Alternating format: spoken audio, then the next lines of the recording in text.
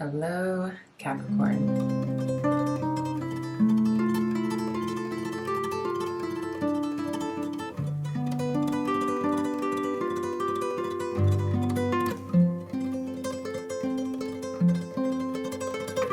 My name is Kristen Simone Hansen, and welcome to Secrets.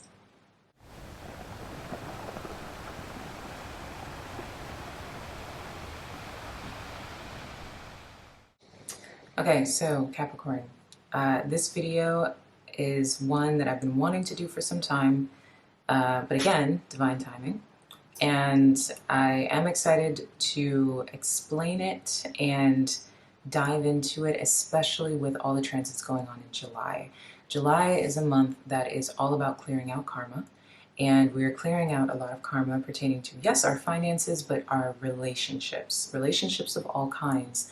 But especially down to the bare bones of romantic relationships. And not just your current relationships, but I mean relationships that go as far back as when you first kissed your first love, all the way further to before you even got here. Generational karmic cycles, and what it is that we need to understand about ourselves and put to rest for good in terms of our lives and our relationship karma. Yes, it might be painful. Yes, we are going through a lot of ups and downs. If it's something that is literal and physical, yes, that is very difficult because many of you are going through strained situations in terms of your relationships. And for others, it is more subconscious, remembering times in your life that relationships have really tested you and wounded you. And it's a lot of difficulty in terms of your psychological experience right now. But all of this is good. The past is being brought up again in order to help and heal you. The relationships that are not good for you are going through strained dynamics because they need to be eradicated. And the relationships that can serve you are going through what it is that they need to in order to better serve you. Okay, so that is what needs to be understood in terms of all of these transits, the Leo and Venus. And yes, it's great because it's increasing your passion. You know, the pro is sex and sensuality, and many of you are awakening to your beauty and your vibrance and your sex appeal. But on the other side, it is karma in terms of relationships and ensuring that you do not repeat certain cycles within those relationships. Okay, but for this video, I am not going to necessarily talk about July. I'm going to expand on Capricorn in general and toxic relationships that play out for Capricorn placements. All right, Capricorn, so I just wanted to let you know that when I say men and women, understand that I mean masculine and feminine. Sometimes it's just easier to say men and women just because, but again, none of that applies. Whatever applies for you and the energy that you have the most of, which could be feminine or masculine, apply that as it be. And for the most part, this is not any specific Capricorn placement, so this can also apply to rising, sun, moon, and especially Venus placements. But anyway, so let's get into it. Capricorns and toxic relationships. I don't think I've ever met a Capricorn that has not had a toxic relationship. I mean, like most people, there's something that we all experience, right? But you, Capricorn, because your life is always about growth and transformation and discipline, toxic relationships are one of the things that tends to be gifted to you from Daddy Saturn in order for you to evolve and grow and figure out who it is that you are. The biggest difficulty, however, is usually when it comes to these set relationships, you hold very tight to them and you are known for not letting go. And that's probably one of the reasons why out of all of the signs, you are the one who tends to be affected, you and Scorpio, but tend to be affected so much by the weight of toxic relationships because your inability to know when to let go. And that brings me to my next point. What makes Capricorn such magnets for narcissistic abuse, toxic people, bullies, etc.? You know, you have a Capricorn who tends to come off a lot stronger than they may feel. Someone who gives off an air of power, but also a sense of fragility. You're talking about the kind of person that many people find attractive because of the way in which you sit at this intersection of being both an authoritative person who is very disciplined and kind of has your ish together, but there's something very sensitive and very available about you. Your dependability is one of the main reasons why you are a magnet for toxic relationships. And that is because people that are bullies, usually that's what you guys tend to attract, are bullies. And they like you for all of the reasons why a bully or a narcissist would want someone. Most of you tend to, if you're not very appealing, usually an attractive Capricorn is a very attractive person in general, just because, again, your desire for refinement and your substance. Usually people who go through a lot tend to have a sex appeal that is very natural and that like edge, that intensity, especially if you're masculine versus if you're feminine, it kind of creates like a bad bee kind of energy, This person has converted and transitioned a lot of their edge into something that works for them. That is what's so appealing about the Capricorn. And if that is not the case, then there's something about you that seems like you wouldn't give up on someone, like you're easy to use. What do I mean by use? The thing about you, Capricorn, is you tend to be quite humble most of the time. And that humbleness makes it so that you can be a magnet for people that do not wish you well, because you tend to have a lot more than you think you do. And a lot of that is because usually you're carrying the weight of the world on your shoulders, especially for the younger Capricorns. You don't see what other people see. So because for you, you're just trying to, be yourself, or trying to make something work, trying to keep yourself afloat, or the standards that are in the back of your mind are very, very high. And it could have been a parent, it could have been life style, something like that, things that you've had to survive, difficulties that you've been through, traumas that you've experienced. Your standards are very high, and you're meeting a lot of everyone else's standards, whether you realize it or not. Other people do, though. And then also you give off a level of potential. You seem like you're going somewhere, no matter who it is that you are, or even if you feel like you don't know where it is that you're going, there's something about you that always kind of seems like, if I latch on to this person, like if you're someone else, if you latch on to this person can take me somewhere. This person can take care of me. This person is going to increase my value. Capricorn is a karmic sign, okay? Capricorn and Aquarius are the two signs of the zodiac that equal instant karma. So whenever you start a relationship with either sign, it is instant karma. And neither good nor bad, it just depends on what your karma is. And usually Aquarius tends to be more on the, I don't want to say bad karma side, it's just more because Aquarius is Uranus and also the sign of rebellion. Usually the karma that they represent for people is to oftentimes give people a taste of their own medicine.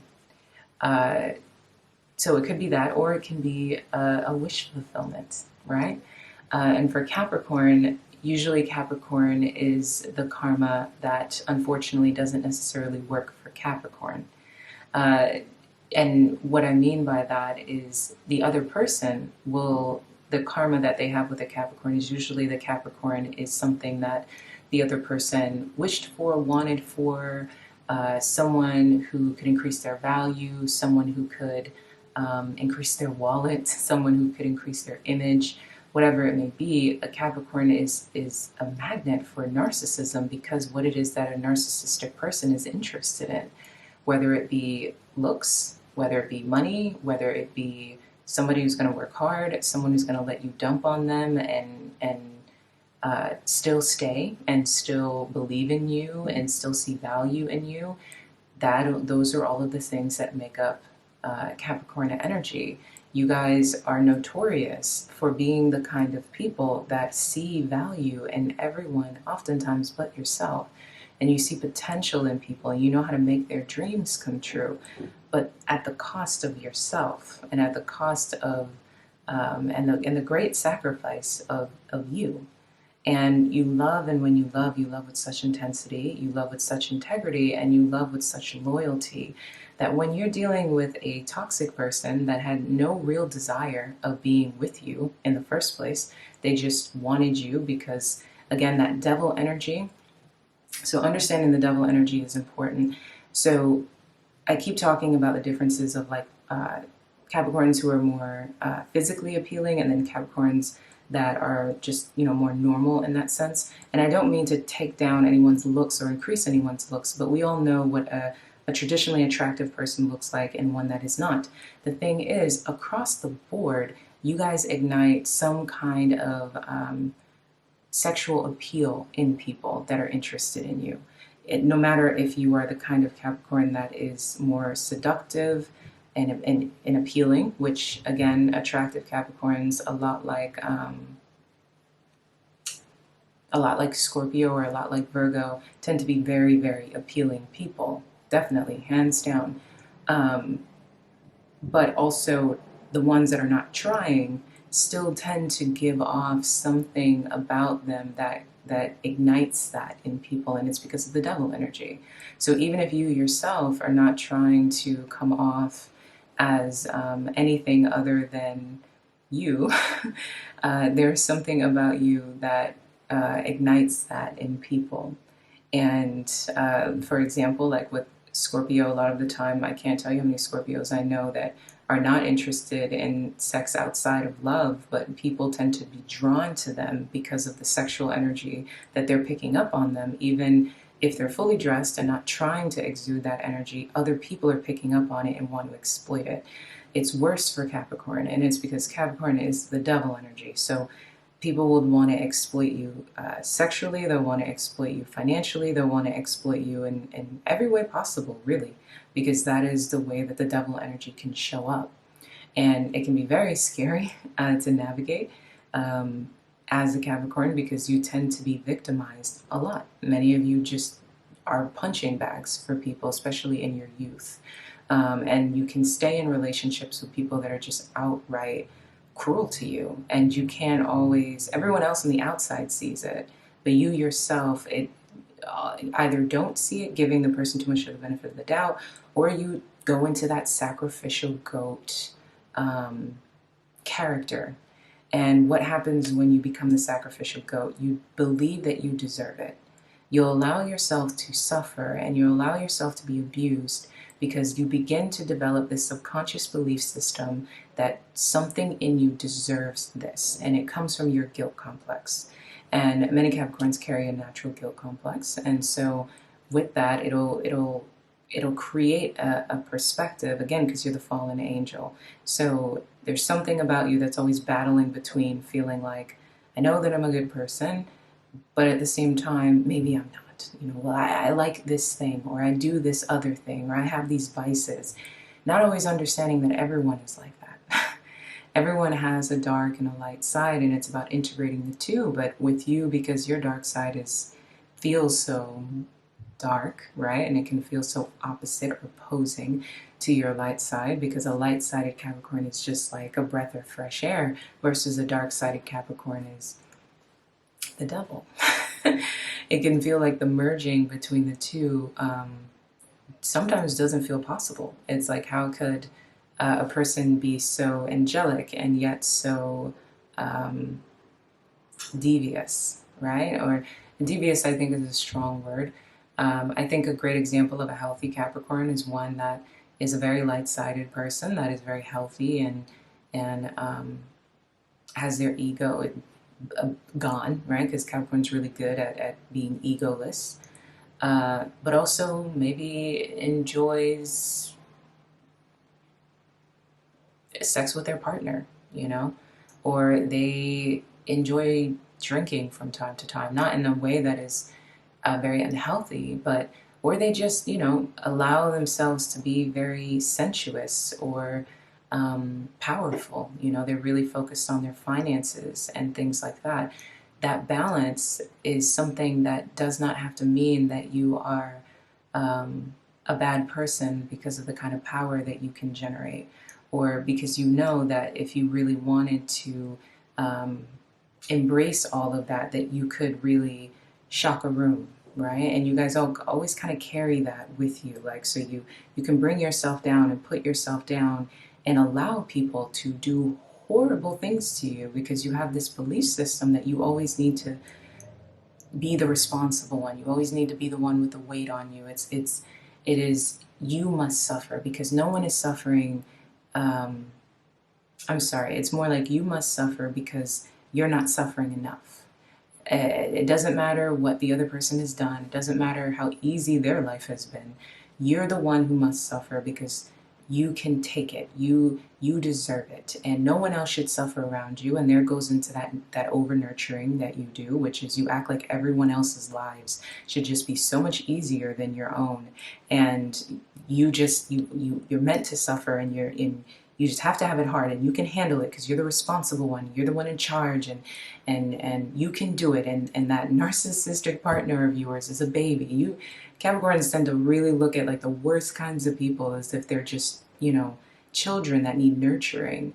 And yes, inside of every narcissistic person is an insecure child that really just needs a freaking hug, but it's not your job to hug them. It's not your job to nurture them, to pay their way through anything, to lift them up out of the gutter, or to be anything for them other than what you are meant to be, which is somebody that's coming 50%, and it's their job to come the other 50%, and you bring 50% of your good, healing, beautiful Capricorn energy, which is being able to make dreams come true, being able to give your partner the world, really, being someone that genuinely cares in the most authentic way possible and has the ability to give a love that can last a lifetime. You don't understand the value of what it is that you have.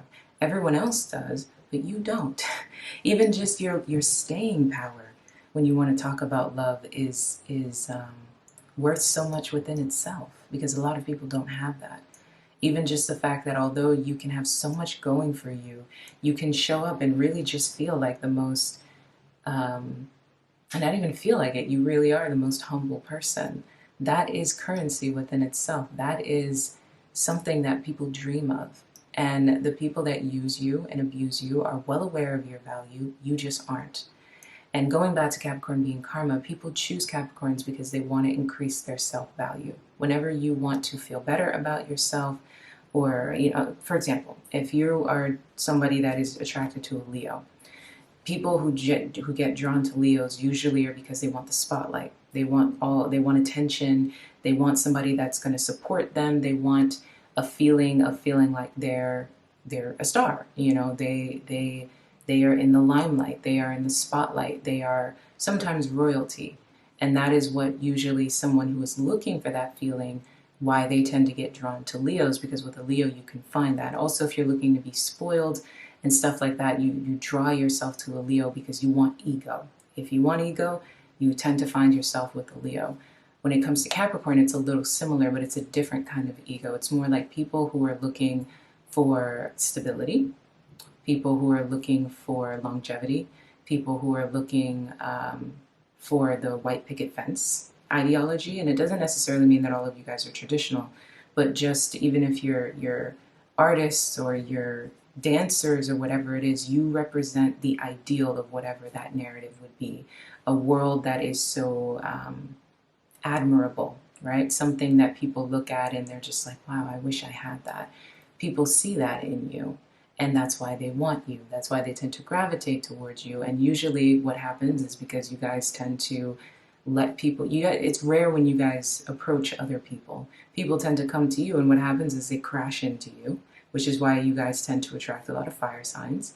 They crash into you and they kind of throw themselves at you, and you respond, especially because of your physical desires. That tends to be one of the biggest ways in which you get stuck and trapped and bounded to people that do not wish you well.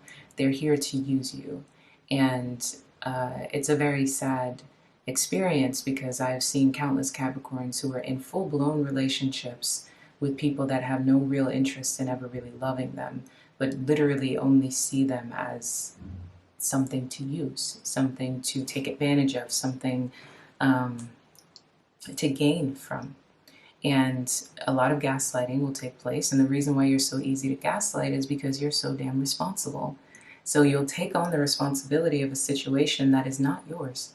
You'll blame yourself when the other person was completely aware of their behavior. They knew exactly what it is that they were doing, but somehow you make yourself responsible. You say, well, somehow it must have been my fault.